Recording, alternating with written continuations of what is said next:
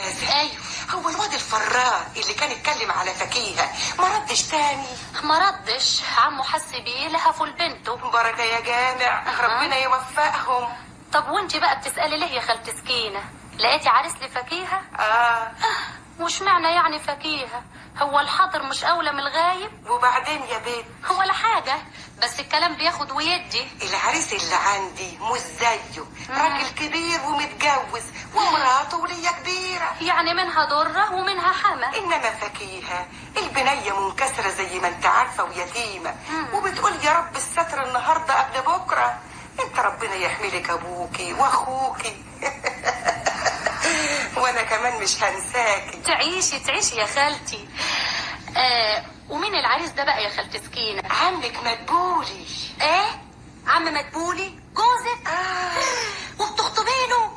طب تب صباعك في عينيه، اطبقي بايديك على زمارة رقبته.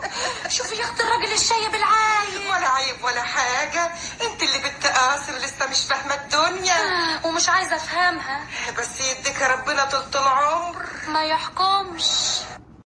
ايش قولك يا فكيهة؟ والله يا ست سكينة، والله دي حاجة تحير. يهو تحير في ايه بقى؟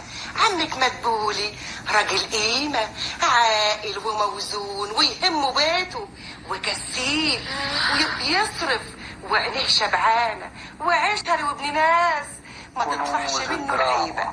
ليا معاه 20 سنة والله اكتر ما غلطش في حق غلطة واحدة، ومحافظ على وقته وصين صحته. انا ما بقولش حاجة، بس انت يا ست سكينة. مالي انا؟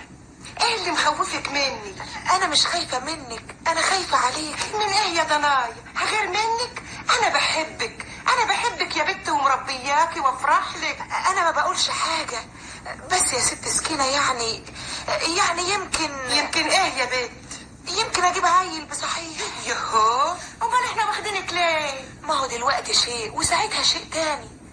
طب ما تخلينا حبايب كده احسن يا ست سكينة. ليه؟ خايفة لا اكره العيل؟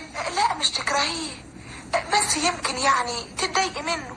برضو العيال ليهم رزالة. كنت اتضايقت من رزالتك ولا غلست ممتازة ولا عيال الجيران والحبايب والقرايب اللي اهاليهم كانت بتحدفهم في حجر ويمشوا تقولش مدرسة حضانة؟ ومين ينكر خيرك انت يا ست سكينة يا ام الحتة كلها. بس الحكاية اللي انت جايالي بيها دي مش داخلة مخي ابدا. ليه؟ انا ما شفتش بس لسه واحدة بتخطب لجوزها. ده غيري كان يمكن يقول دي خزينة وبتبدريها.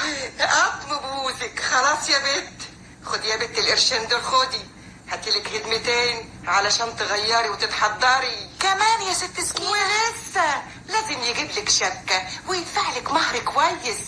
دول من عندي لاجل ما تلبسي يمكن يشوفك. يا ريت كل الضماير زيك كده. ضمير ايه؟